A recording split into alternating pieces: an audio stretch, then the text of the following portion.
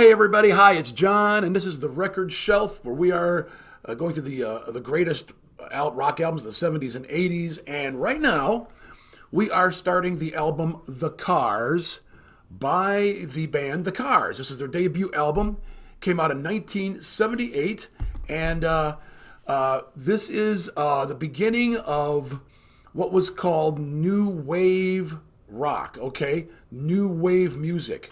And it really began in the 70s.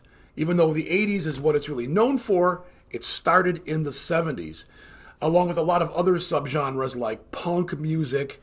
Punk music had some varieties too, but it started in the 70s. So this was a 1970s phenomenon. And I remember, I can tell you, as a teenager who was really into rock and roll at the time, The Cars was kind of a quirky, strange, minimalist sound for me. And when they first came out with this album, I didn't know what to make of it. In fact, I didn't know anybody that was listening to it, except I was in a band in the 1970s in high school. And our bass player said, "Hey, have you heard this new band called The Cars?" And I was like, "No, I don't think I have." And he's like, "Well, you got to listen to them. They're really good." And I'm like, "Okay, all right. I'll listen to anything and see what it's like." So I guess I did listen to it, and I was not impressed. I hate to say it, but I was like, "Oh man, this is strange. The way they're playing the guitars, the way they're playing the instruments. It really is a kind of a I don't know. I'm not sure I like it. It doesn't have the full sound and rock sound. The guitar, the guitar solos and the heavy guitar. It's got all the kinds of keyboards in it too." And keyboards are like synthesizers, or whatever. You're supposed to have them in the background. But these keyboards were like right in your face. They were playing alongside the guitar. They were taking the space that a guitar needed. And guitar rock was what I was growing up with, what I was familiar with, and what I liked. So the Cars really snuck up on me. And like I said, I didn't know what to do with them. I wasn't sure I liked what they were doing at first. But that changed.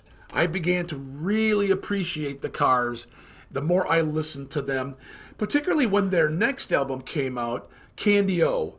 And that's when I was like, you know what? These guys got something really going on here. And they're good at it. They're really good. I got to listen to this. And I was really struck. I think once I got by that initial uncertainty that these guys were just killer on their instruments and wrote good songs. And so anyway, one thing I did notice that right away was Elliot Easton. He's the guitar player. Had just amazing short solos. And we'll get into that in a minute. But a short solo was unheard of. I mean, in the 70s, the longer the solo, the better. People were just going on and on, 10, 15-minute solos. That was standard operating procedure. So here comes a guy who does and he's done in all the songs. And you're like, wow, I mean, why so short? But when you listen to his solos, you're like, this guy is incredible. All right. So the Cars were a band out of Boston. In 1978, they put this album out, the debut album called The Cars, the namesake. And here's the name of the band. The name of the members: Rick Ocasek, the well-known, tall, lanky, quirky singer, and who wrote a lot of the songs for them. Benjamin Orr, the blonde bass player, who, by the way, was a terrific singer in his own right, and just a great songwriter as well. And then we had Elliot Easton, the guitar player, the brilliant guitar player, and heavily underrated. And then we have Greg Hawkes, the keyboard player. You got to give credit to. This guy could make the keyboard just do things that you never heard keyboards do before, and it worked so well with the songs and with the guitar. It's like, yeah, this guy gave the Cars a big part of their unique sound. All right, and then finally, David Robinson, the drummer. And I don't want to leave David Robinson out here because I'm a drummer, and I can tell you, I have played Cars songs. I have learned their drum parts. And David Robinson was no slouch. If you listen to his drum parts, his fills are exactly the fills needed for the song. And he does them a little differently. If you were to play a fill or a run across the drums. He does it a little differently, okay? And I like that. He was a unique drummer, had, again, the Cars were a kind of a minimalist band. And minimalist meaning they weren't prone to long solos and just a lot of symphonic sounds and overdubs and overlays and special effects and a lot of self-indulgence. That's a good word for it, self-indulgence. They kept things tight and purposeful and very musical, but they didn't get it. They didn't just drag things out. So they kept this minimalist sound even on the drums. So between the drums and the keyboard and the guitar solos and the vocals, the Cars had a absolutely totally unique sound, and they were the beginning of the new wave of music, of rock music that just took off in the 1980s, and it got its start right here in the 1970s in Boston. And I think these guys were all in going to music school in Boston. I'm not positive, but they were at the forefront of the 70s guitar-oriented rock with the new synthesizer-oriented pop sound. And it was the synthesizer pop sound, really was, that set them apart from everybody else before them. And the songs they wrote were pop songs.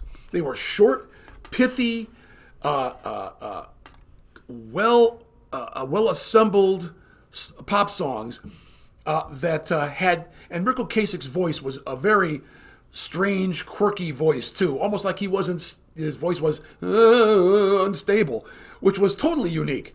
And I think that kind of put me off. But once I listened to the second time, I'm like, I like this guy. This guy's got a quirky voice for a quirky band playing quirky music. It's just quirky enough, just off-center enough to make it really interesting. And so they put all this together. They put the quirky voices, these sharp little guitar solos that were just masters of licks, okay? And then, of course, the drums just did the right thing, and that awesome keyboard sounds coming out of Greg Hawk's keyboards, we had never heard before. So this album established the Cars for the first time in the universe of rock bands coming out of the 70s, the late 70s. And again, disco was huge when this came out. So there were bands like Boston and bands like Van Halen, and then the Cars. And none of these bands were like each other, but they came out during this whole disco craze, and they carried on into the 80s. When disco died, they were there and established themselves and went on and were incredibly popular and successful. And the Cars went on to the 1980s as being, you always think of them as a 1980s band, but they were a 1970s band first. And this is what we're going to listen to, their debut album, The Cars. So it's unlike, if you haven't listened to The Cars before, you're from a new generation, it's going to sound like nothing before it. If you know what the 70s sounded like or the 60s, this sounds different. It's a break from the past, keeping the best stuff of the past, shrinking it down, tightening it up, and making it a little less opulent, ostentatious. If I can think of another word. No, these guys did a great job of creating a new wave of rock and roll that was very popular, that I got to like a lot by the 1980s. So here we go now. We're going to do the song Good Times Roll by the Cars. And, when you think of a song, Good Times Roll, you almost expect it to be, the Good Times Roll, a party, hearty song. It's got a lot of pep, a high tempo on it. No, this song is, it's ponderous and slow, and it doesn't sound exciting. It doesn't sound like good times.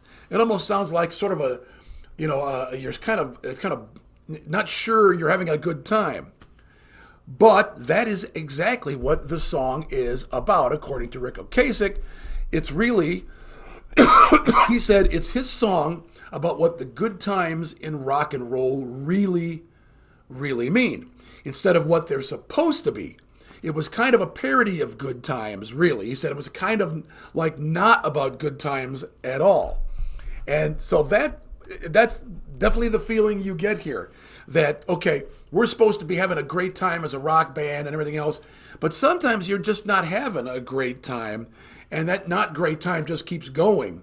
I'm reminded of the song Highway to Hell by AC/DC. When I first came out, I was like, why were you celebrating going to hell? Nothing, exciting about that. Until I realized they were actually writing about their first U.S. tour. And while they were thrilled to be on the tour and thrilled to be in America and thrilled to be getting popular, it was a highway to hell. It was a hellish experience, and it wasn't necessarily great. They loved doing it, but it was oftentimes just incredibly demanding, exhausting, tiring, monotonous, etc., which almost was hellish. And I kind of get that out of this song too, Let the Good Times Roll. So even though they're not really necessarily good times. All right, so here we go with the Good Times Roll. Starts up with the drum part, setting the tone for this whole song. And when you hear it, you're like, wow, this is not a party song. Exactly. So here we go with Let the Good Times Roll by The Cars right now.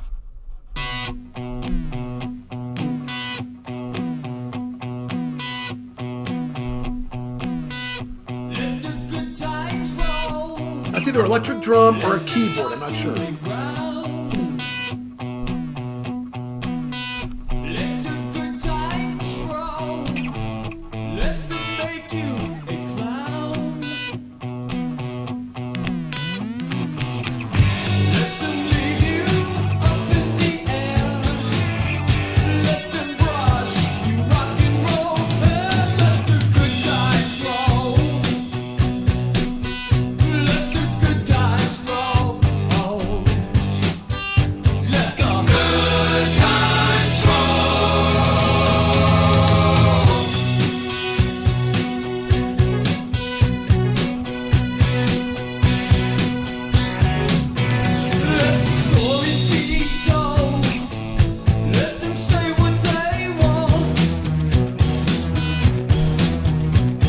Pause it right there. Now, did you notice that first little solo? That was a keyboard. Now, normally in 70s music, that would have been a guitar lick, but it was a keyboard.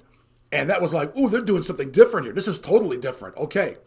And again, it wasn't the drums. I don't think it was a drum that was starting out. It was boo, boo. So I can get that sound off my electric drums, but it could have been just a keyboard that Greg Hawkes was doing.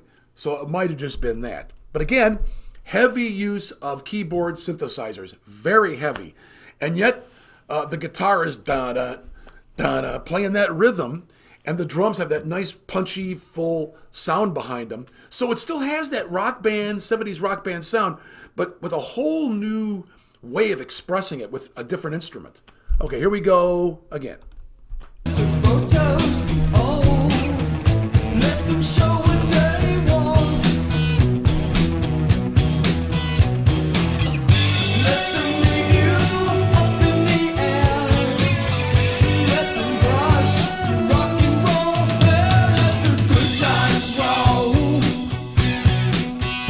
Let the good times roll. Oh, won't you let the good times roll?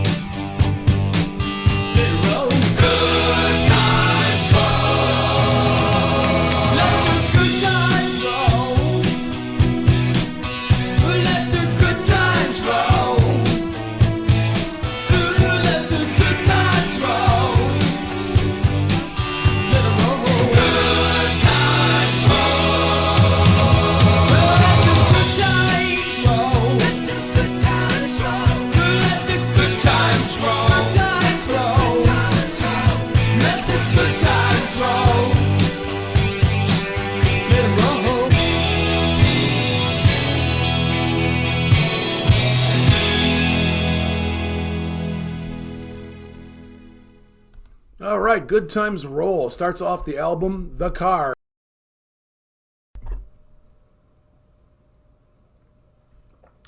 You know, folks, there's only one thing that Mark and I like almost as much as drumming, and that is good coffee.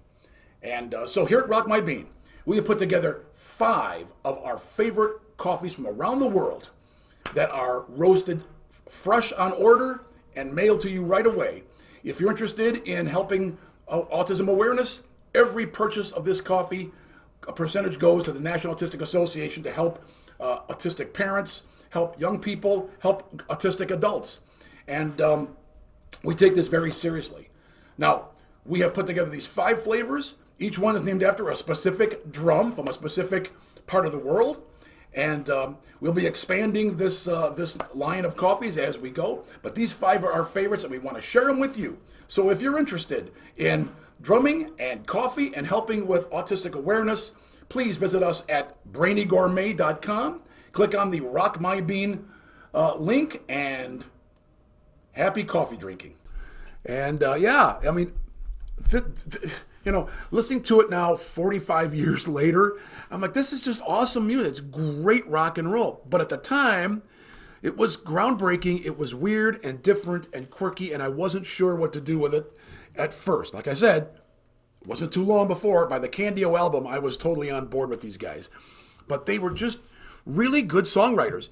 There's not too many songs that they wrote that I don't like. I mean, they did a great job. Their albums were loaded with good songs, good songwriting, good instrumentation, great production value, and just genius little licks and fills and little guitar solos. Great use of the keyboard coming in.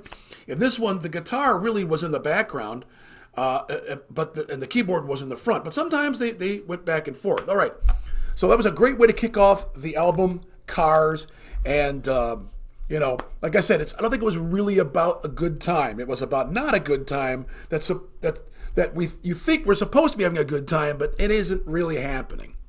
All right, so the next song on this album is My Best Friend's Girl, and I don't think this needs a whole lot of explanation, really. I mean, you've got basically a guy's talking about his girlfriend is now his best friend's girlfriend, and it's really kind of awkward and kind of crappy, and it doesn't like it at all, but that is the way it is. And so here we go with My Best Friend's Girl, and here we go right now.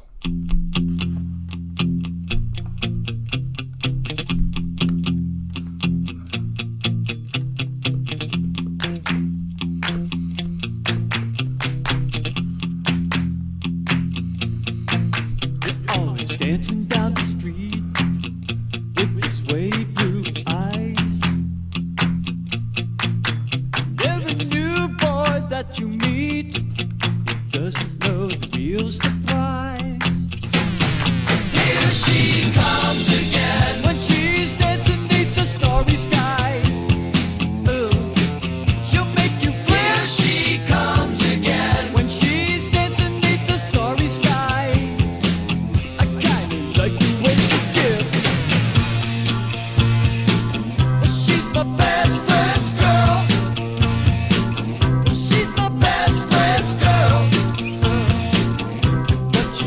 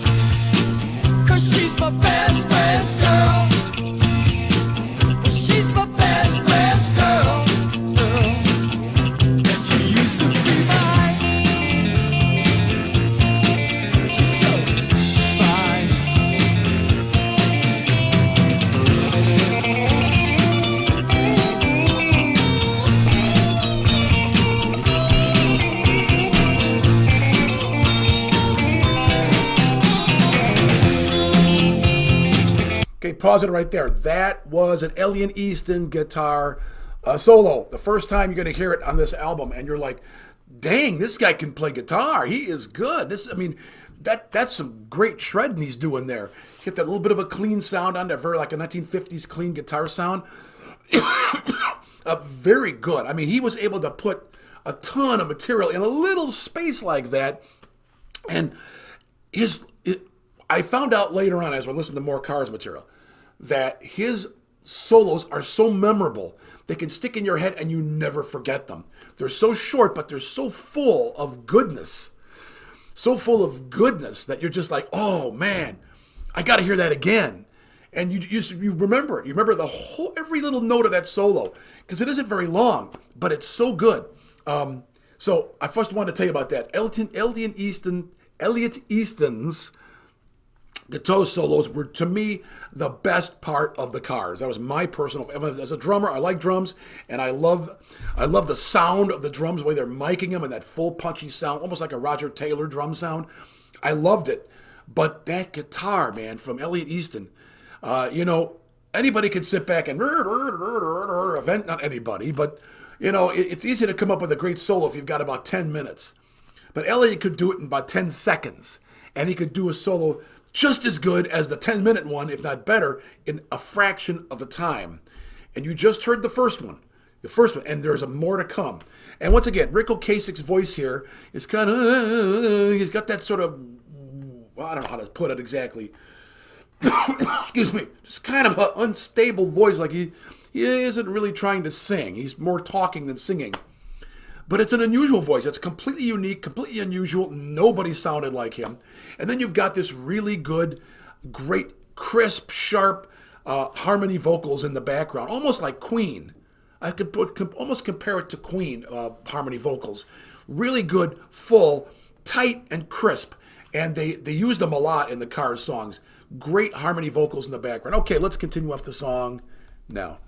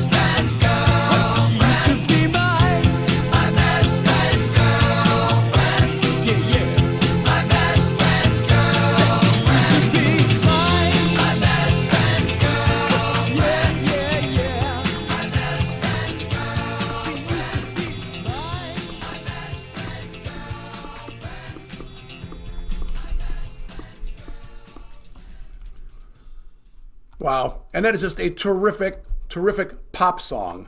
Just a great pop song, folks. It just takes you away. And it's obviously about this girl who switched sides. She's gone from being his girlfriend to being his boyfriend's girlfriend, but she's oblivious to the stormy clouds that she's under, These two friends now are at odds over the fact that his girlfriend is now his girlfriend. And she's just skipping along. Doesn't even seem to matter. Hey, I'm having a great time. And that's kind of the impression I get from that song. That there's an oblivious girl. He's still crazy about her. He loves watching her and everything else, but she isn't his girlfriend anymore. She's his best friend's girlfriend. And she doesn't seem to care, doesn't seem to notice, or if she does, whatever. She's dancing beneath the stormy sky, doing her thing. And that's kind of the impression I get. Anyway, it's a fantastic pop song, just very catchy. A lot of hooks in there, and of course that guitar sing. Just a great job by Elliot Easton on that guitar player. Just amazing. And of course, love the keyboards. The keyboards are just fantastic in this. All right. So the next song we're going to be doing, and it's called Just What I Needed. And Rick Ocasek wrote this song in a basement at a commune in Massachusetts where he lived at the time. That's the story he at least told. And he also said that all the written words are actually fiction. And he likes to put characters that are a little unhinged in his stories, because he says in one of the verses, excuse me, I guess you're just what I needed. I needed someone to feed. I guess you're just what I needed. I needed someone to bleed. Yeah, it's a little weird, you know. But the Cars were a quirky, weird band, and their lyrics were always like that, and it fit their singing style and their music. Just a little quirky and a little off center, a little off color. Yeah, they weren't just a clean, happy, fun pop band. There was something they were doing that was a little off to the center, you know, and that's how they approached music. And the Cars were established by this song as one of New Wave's leading hit makers. It helped them get a deal with Elektra Records, and they recorded a 2-track demo of the song that their manager brought to two popular Boston radio stations at the time. And now this very rarely worked, and doesn't work today, but it didn't rarely work then. But the group had built a following in the Boston area, and that song was very radio friendly. And so both stations played it, and the listeners loved it. And it became the most requested song by a local band in the history of the station, WBCN. And with the song on the radio in a major market, the Cars were a surefire success and had their pick of whatever record label they wanted. And so they went with Elektra, which had them re-record the song and released it as their first single. And so another distinct story about the Cars is Rick Ocasek, the Cars frontman, but he also had bass player Ben Orr sing the lead on this song. And unlike some singers, Ocasek had no problem handing off a hit to a different band member to sing it. And Orr, who died of cancer back in 2000, also got the lead on the song Drive, which is a fantastic song from the 1980s. And this is a very catchy song, and verses that are the verses are basically a pre-chorus. And anyway, it's got a lot of energy in it, and it's very suitable for repeated listenings. Most of the Cars songs are good for repeated listenings. You just don't get tired of them, all right? And this one endured as a Cars favorite and a regular on rock radio for the next decade and even beyond. All right. This was actually produced, this album, by the same producer that worked with Queen. They were an American group, but they wanted a British producer because they tended to be more adventurous, and they didn't strive for hit singles. And so with this guy, Thomas Baker, the guy who produced Bohemian Rhapsody, they knew that they could experiment in the studio, which is what they did, and it was very, very successful. 7 years after this was released, this made its second appearance on a single, and this time it was a B-side of the Cars' last top 10 hit, Tonight She Comes, which is a fantastic song. Love that one from the 1980s. All right, so here we go with the song Just What I Needed, and it's still a big hit today. Here we go, Just What I Needed right now.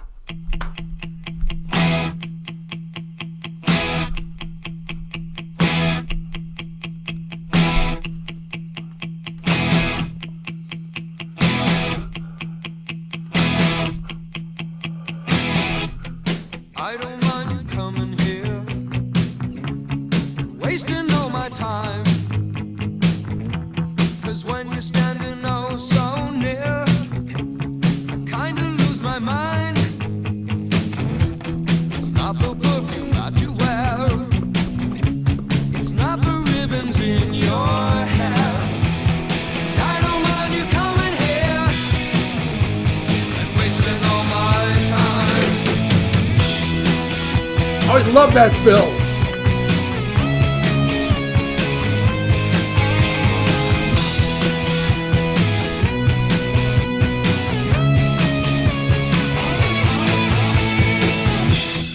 I don't mind you hanging out and talking in your sleep. Okay, pause it for a second. Stop.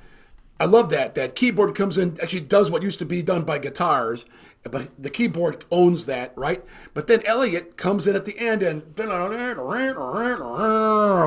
end it out. Love that. Love that. That is just so clever, just so good. And, you know, Elliott Easton's guitar playing was so good, he could let the keyboard do whatever he wanted. He's not threatened by it. He's not jealous of it because he's got something he can put in a little tiny space that's just going to blow your doors off. And that's what he did. So here we go with the rest. Doesn't matter where you've been, as long as it was deep, yeah. Always knew to wear it well, and you look so fancy, I can tell. I don't mind you hanging out and talking in your sleep. I guess you're just what I needed. Just what I needed. I needed someone to feed. I guess you're just what I needed. Just what I needed. I needed someone to please.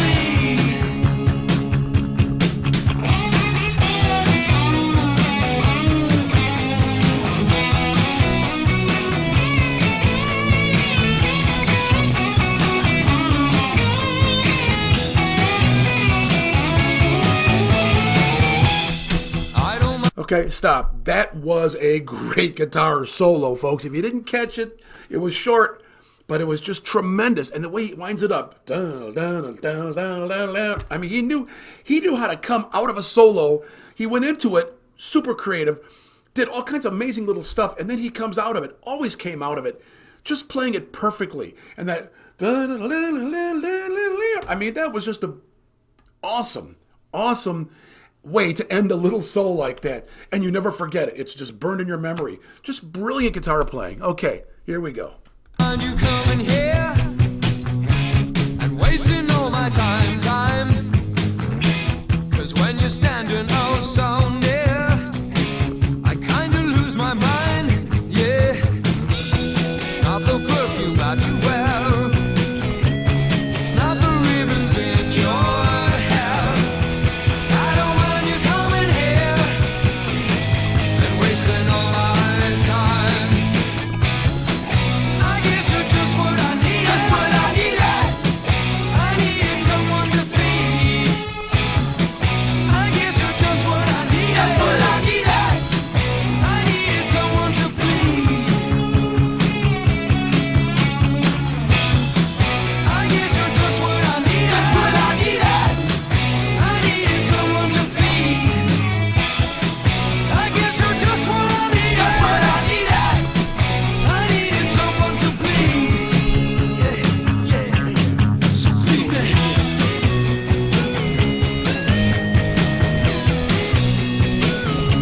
You're just what I needed.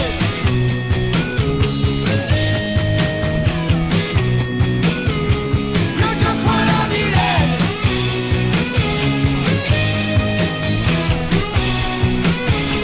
You're just what I needed. Yeah, yeah, yeah.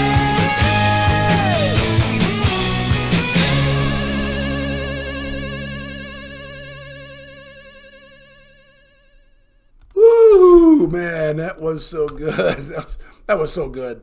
That was so good, folks. Oh man, that a lot more guitar in this song, carrying that rhythm, dun, dun, dun, dun, dun, dun, dun, dun, dun, and it just builds up there, and the keyboard comes in, playing the melody on top, and then for a bang, you get that sort of vibrating keyboard electronic synthesizer sound instead of a long guitar solo or some guitar playing in it's this electronic-y sounding future sound.